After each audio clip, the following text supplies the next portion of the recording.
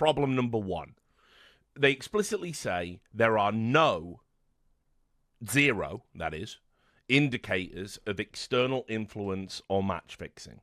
So you need to think about that again. There are no indicators. Now, when I was researching for this, because spoiler, I don't play a lot of TFT. Not yet. No, well, listen, anything that requires the old Vanguard, not happening, unfortunately. All right, but yeah, look, the even as someone who I watched a ton of videos of there was streamers and people, explaining the breakdown. Once I got a handle on exactly what was happening in the ebb and flow of the game, it's pretty obvious even to someone with a cursory understanding of the game what happened. So to say that now for the hardcore fans, they're pretty much unanimous. I thought, listen, I've seen witch hunting bullshit in esports. This ain't that. Because with witch hunting bullshit, people break away into factions. This is pretty much just, it's a win trade. It's unbelievably obvious it's a win trade. Think pretty much even people that are in Riot's orbit and work with Riot that don't necessarily want to say it's a win trade. They're kind of, it's a win trade. That's pretty obvious. Look at all these litany of errors. So to proudly declare that there are no indicators of external influence or match fixing is kind of mind-boggling to me. But then they go on to give these insane justifications, which I don't know, maybe there's something I'm missing, Dan, but they don't really seem relevant. Like this, no prior relationship between the players was identified. What would the relevance of that be, though? Yeah, exactly. And? It's probably because people were directly assuming, because people were assuming the worst possible scenarios. They're like, oh yeah, he was, so just to give more context, Thorin was talking about very accurately, by the way, that Western were very individual. It's actually very common to hate watch your friends in the West. It's always like, I went dead last. I really hope my practice partner goes second to dead last, so I don't feel as bad. It's kind of a joke. But they also, in tongue in cheek, very much say help, win trade for me, bro. I need the help. It's it's very, very over the top. So obviously no one means that. And I think that's sort of why Riot went at that relationship. It's okay, these guys don't even know each other, so it's probably not win trade. But I think going to what you were saying before is that they're doing too much letter of the law. It's it doesn't matter if it's a win trade versus intentionally throwing versus match fixing or whatever. Yeah. Whatever we want to call it, this ruined the integrity of the game we love on the world stage. Yes. And that's where the issue is derived from. It feels like they're being too technical about it's not a win trade, so no problem. Yeah, on that point, when they say there's no evidence found suggesting that the two players knew each other or had been in contact with each other prior to it. So first of all, the people that do shit like that are generally the ones that get caught. Not that it matters that we in China, because esports has an entire region, an entire country that will never be held accountable for the corruption within it. It's completely untenable from competitive integrity purposes, and it's not just a Riot Games problem. It is it is in every single obviously famously, yes. Oh yes. Where even Valve won't come out and issue statements till they've had their marching orders about what they can and can't say about players who have engaged in match fixing. By the way, while I was doing a Dota event in Bucharest, a ton of Chinese players who had they just got unbanned.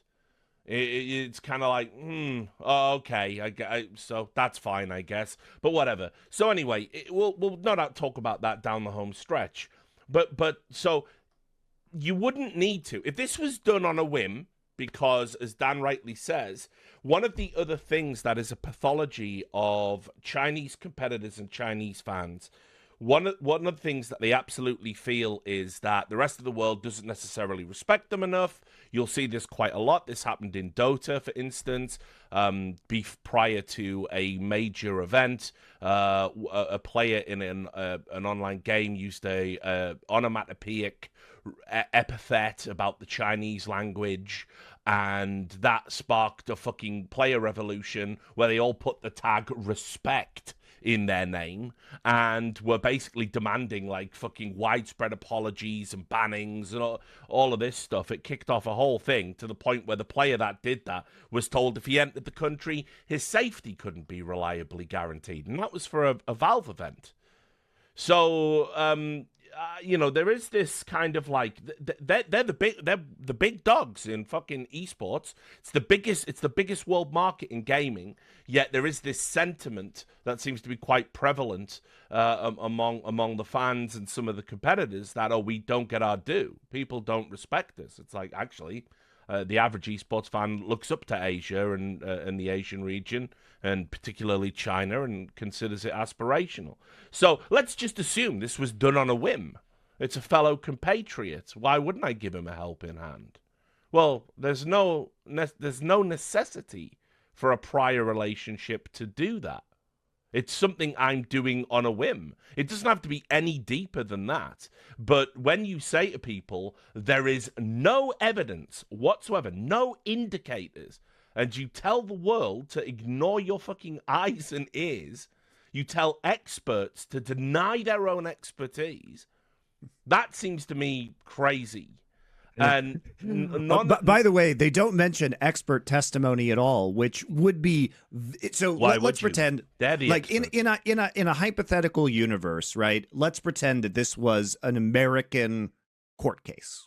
Okay, now there are many court cases that exist that deal with potentially unprovable things. So let's just say an intellectual property case, right?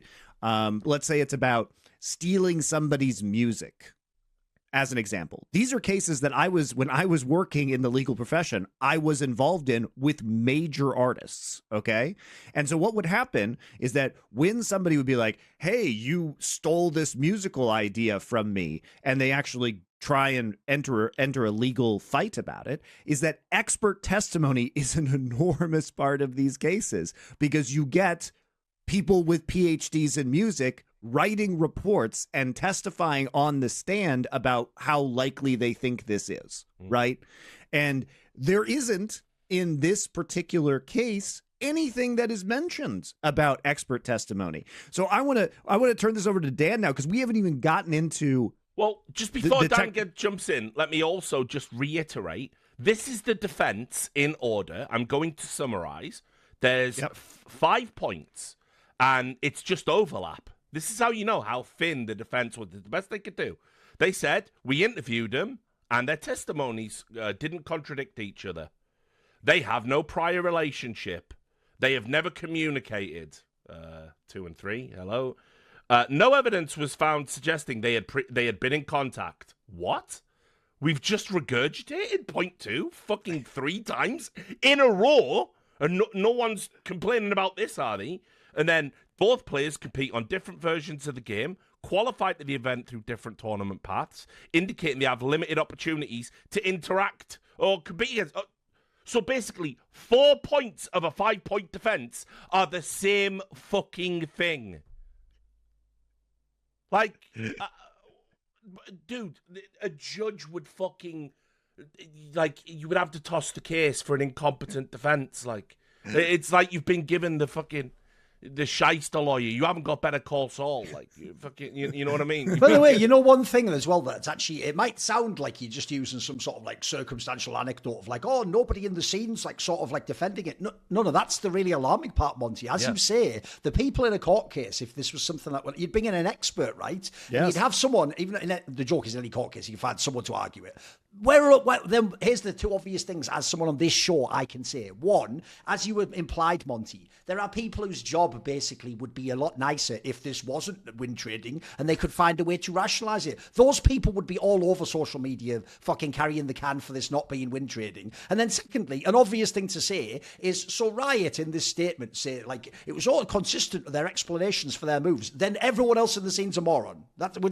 Every other expert doesn't understand that this is totally logical. And things like, by the way, I actually think the thing that really beggars belief is the thing that I also agree, Richard, it shows Riot know they have no leg to stand stand on is, bro, if the whole case is he doesn't know him and he gave consistent explanations, then why keep hitting multiple times? Like, he doesn't actually play in normal team fight tactics, and he was playing on high ping. It's like, what would that have to do with it if he just did normal moves in the game that he wanted to do? You will notice. That's just a shotgun approach. You've got very little, but you've just tried to shoot. You will notice that the other thing that they try and make out is that, well, he just got a bit excited, and it's like there isn't a logical or credible defense for any of the things that happen in the game at any point in Riot's defense.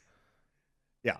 And that's where the expert testimony falls apart. And like I said, it was just unanimous. I mean, the condemnation of this was shocking on social media. Sure. I mean, Dan was at an event in Japan, and like I was joking, he was recording a video in the bathroom, just getting heated about it because he felt he needed. It was very funny.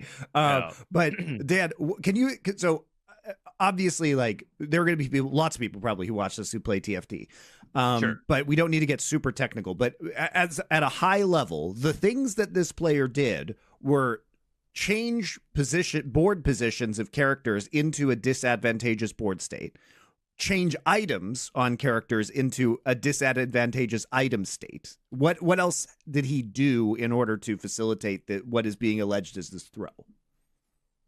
So just to give a little bit broader context, in TFT, you're always building, try to build the best team. You're just basically trying to build your own League of Legends champion team with up to 9-10 slots.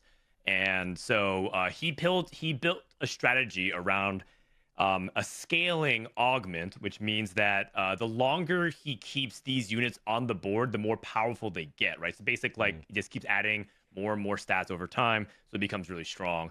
And so he chose to actually remove items completely and decides to abandon the strategy because he was on a lose streak, even though it was his entire strategy. So to be clear, you would frequently be on a lose streak with a scaling strategy because you are intending to enter a late game power state.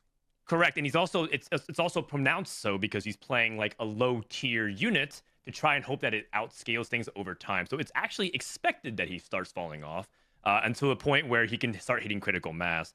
It's kind of like a regular snowballing AD carry in League of Legends, which is like if they farm enough, they'll start winning out, but it's going to look like they're just really far behind. And all of a sudden, they're too fed, and then they can make every push and win every team fight. Extremely By the way, similar to that. Just for a quick clarification, since Riot themselves repeatedly keep mentioning this, like he's on high ping and he used a different setup, they in the second to last paragraph even say, they throw it in there, they put and mechanical constraints. Is it being implied that because he was on high ping, he like didn't have time to do a move, or that made him panic? Is that what are they even arguing on that part? Can you explain what that would mean? Right. So is it not a keyboard and mouse player or something?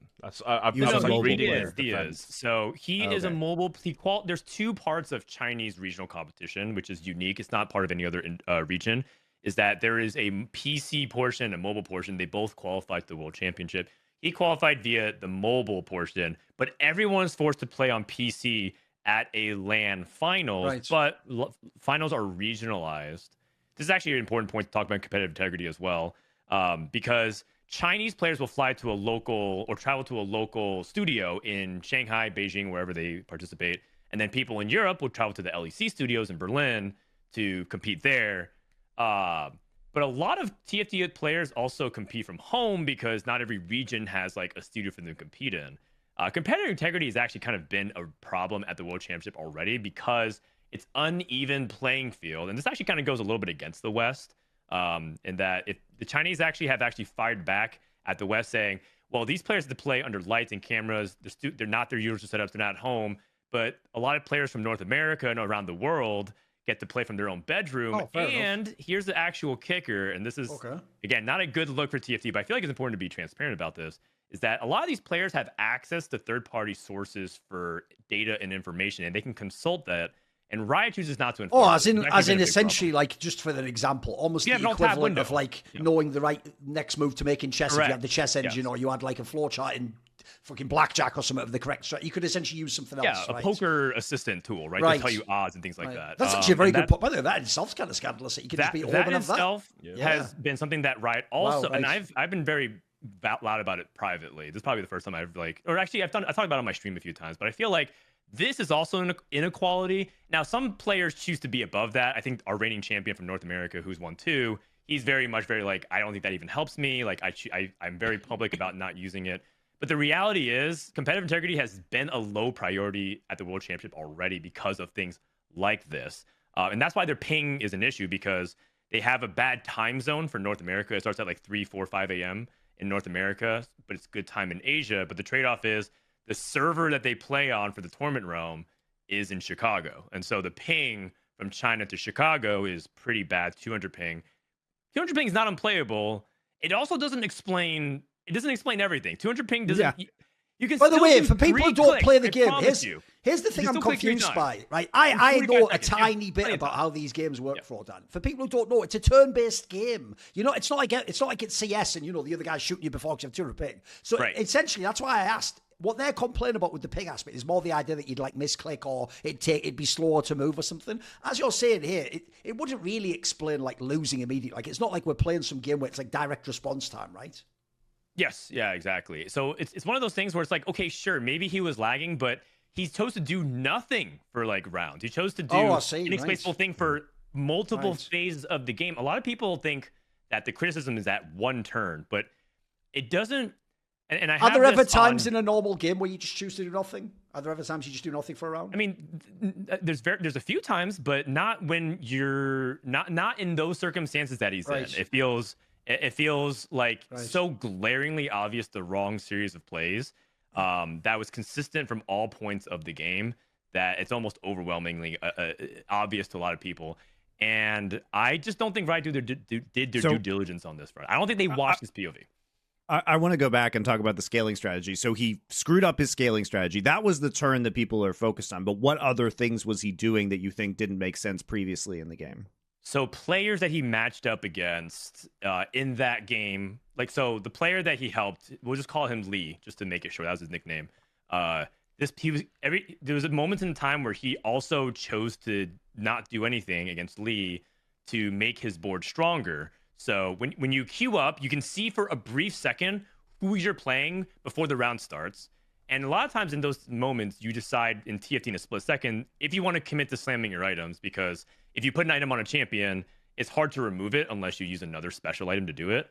And so he chose not to, he inexplicably chose not to build items against him in a different round. And then also he made a couple of other series of bad plays of not improving his board and purposefully doing like bad, or it feels like he's intentionally playing badly to not upgrade his board, right? If you have 3 of a kind in TFT, you upgrade it.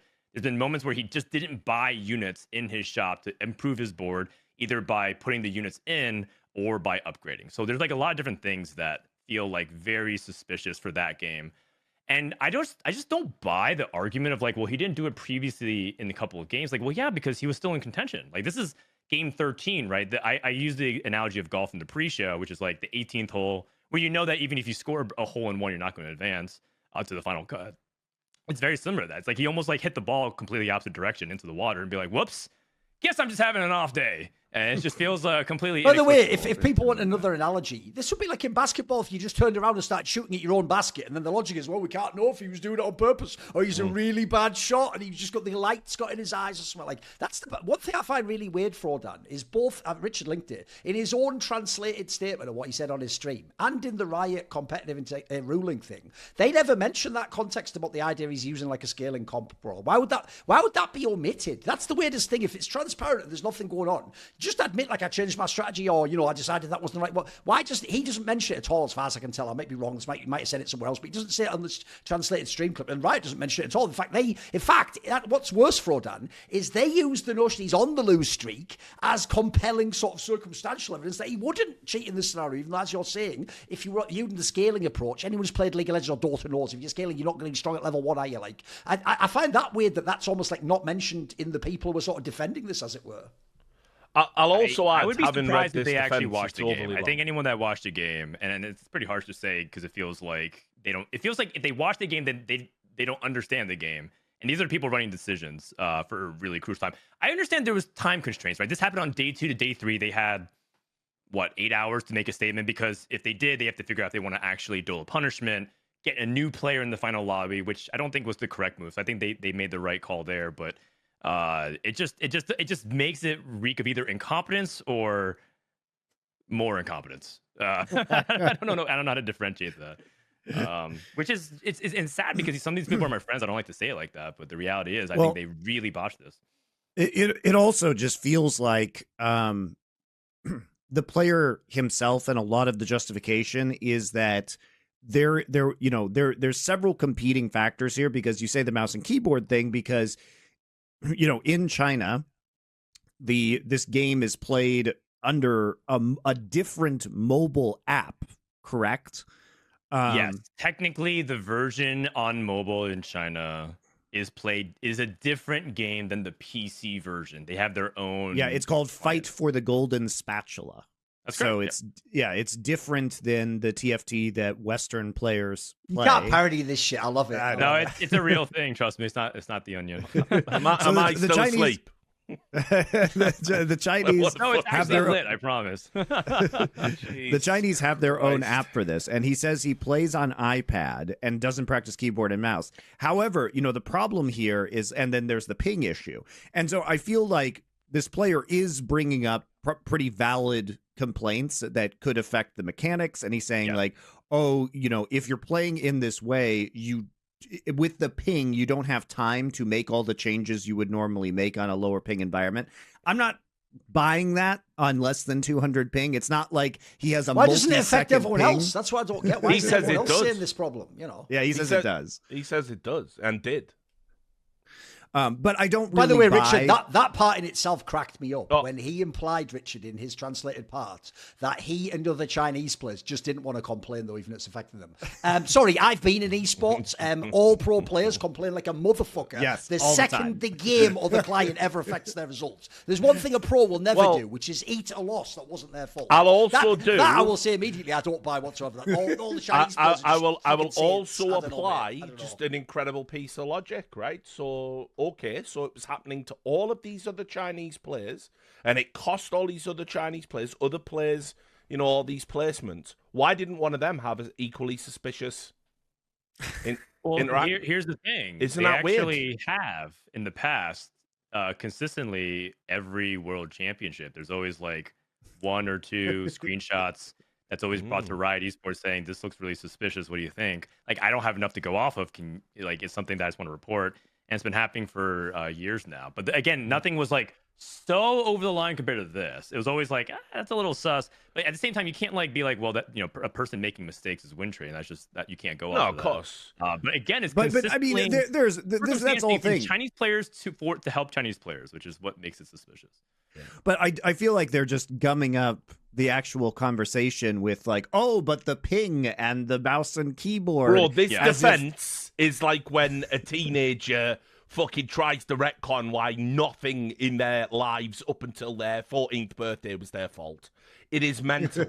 It is mental. So you're using a strategy that's not necessarily meta because you had to, because you messed up a prior strategy. And then also, by the way, I've never used the mouse and keyboard, I'm just a Chinese esports player, so obviously don't know what they are. I'm an iPad player, couldn't possibly figure out how to use those things. So there you go. But anyway, it wasn't just that. It was the ping as well. Oh, because of the ping, it was the audio as well, so I couldn't hear. And then also, it was like, fucking hell.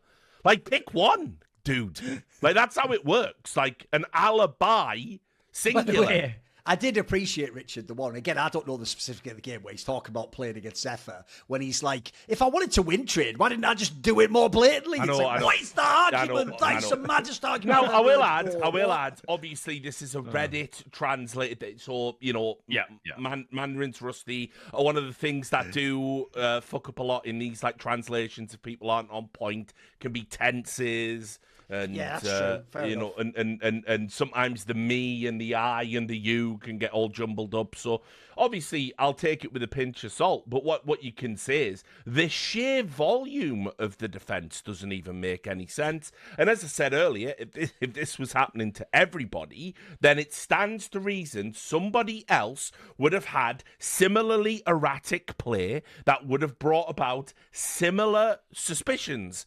That didn't happen. So ultimately, you have to ask yourself, how does this insane alignment of the stars just happen in this one instance? Yeah, I think that a simpler explanation could have just been, I was eliminated. I wasn't really focused. I'm really upset that I lost. And, you know, honestly, I played really terribly below my standards, and that won't happen again. If you just said that, I think people would have been like, you know what, that's way more even reasonable. A perfect argument, by the way, because what you're essentially saying is I can't stay focused and try my hardest when I'm out. That's just who I am. By the way, everyone would even sort of understand that. That'd even be like a not bad sort of get out, I think. Which is what most people are assuming from that, but he's not really even saying that himself, which is one thing. See more cool, funny, interesting clips based on topics from my content? Well, subscribe to this channel then, or, you know, be a pleb and don't.